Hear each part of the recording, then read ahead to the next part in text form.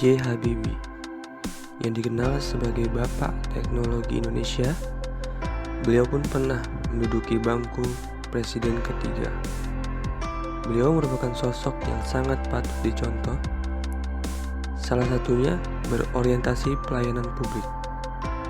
Adapun contohnya adalah meresmikan gedung baru Rumah Sakit Khusus Ginjal atau disingkat RSKG yang diberi nama ibundanya yaitu R.A. Habibie, yang bertempat di Jalan Tubagus Ismail, Kota Bandung pada hari Senin 8 Agustus 2016. Yang istimewa dari rumah sakit ini adalah siap memberi pelayanan bagi warga kurang mampu. Pak Habibie berkata, kalau memang tidak mampu membiayai perawatannya, bisa dapat dengan cuma-cuma. Itu persyaratan dari ibu saya, memprioritaskan yang tidak mampu. Kalau memang kemarin tidak punya apa-apa dan memang harus diperiksa, tidak ada masalah. Almarhum Pak Habibie berharap keberadaan rumah sakit tersebut bisa membantu semua orang untuk sembuh dari penyakit ginjal, sehingga bisa lebih produktif lagi dalam hidupnya. Sosok B.J. Habibie juga mempunyai nilai akuntabel, yaitu didasari dengan kepribadian yang jujur, disiplin, bertanggung jawab, dan tidak menyalahgunakan jabatannya. Pada era pemerintahannya yang singkat, ia berhasil memberikan landasan kokoh bagi Indonesia. Pada eranya, dilahirkannya UU Anti Monopoli atau UU Persaingan Sehat, perubahan UU Partai Politik, dan yang paling penting adalah UU Otonomi Daerah.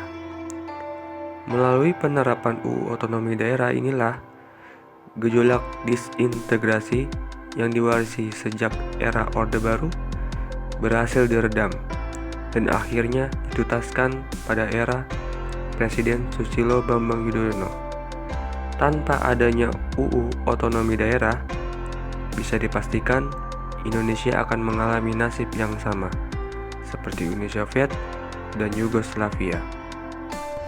Kemudian saya akan memaparkan aspek berkompeten dan loyalitas B.J. Habibie, di mana yang pertama adalah B.J. Habibie bisa dikatakan kompeten saat dia berhasil menemukan sebuah teori yang biasanya disebut dengan Habibie teori atau crack teori, di mana dia menjelaskan tentang teori adanya keretakan pada bagian pesawat.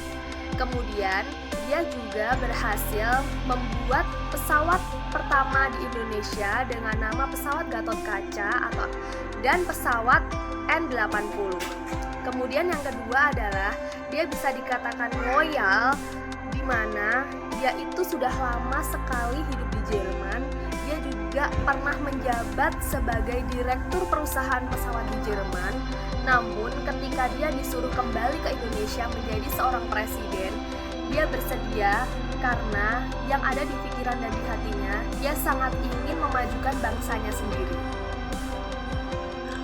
B.J. Habibie mengakhiri jabatannya pada tahun 1999. Setelah tidak menjabat sebagai presiden, B.J. Habibie aktif sebagai penasihat presiden untuk mengawal proses demokratisasi di Indonesia melalui organisasi yang didirikannya, yaitu The Habibie Center. The Habibie Center adalah suatu yayasan, lembaga pemikir yang berupaya memajukan modernisasi dan demokratisasi di Indonesia. The Habibie Center berfokus pada nilai utama demokrasi dan juga pada bidang teknologi. Kegiatan yang diselenggarakan meliputi seminar dan diskusi dengan topik yang berkaitan dengan bidang sumber daya manusia pada umumnya maupun yang berkaitan dengan ilmu pengetahuan dan teknologi.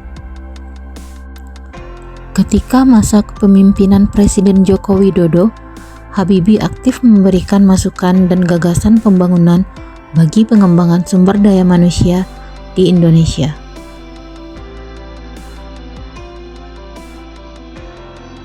Karena kepintaran, totalitas, dan keprofesionalismenya, B.J. Habibie pernah berkolaborasi dengan PT Dirgantara, di mana B.J. Habibie adalah orang yang memimpin langsung dalam proyek pembuatan pesawat pertama Indonesia, yaitu N250 Gatot Kaca.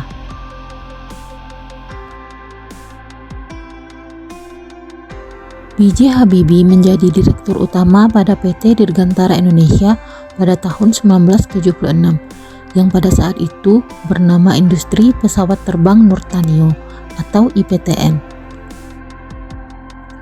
Sejak kepemimpinannya, Habibie mengembangkan sejumlah teknologi dan kerjasama dengan negara lain dalam membuat sejumlah pesawat terbang seperti N235, N250, dan N2130.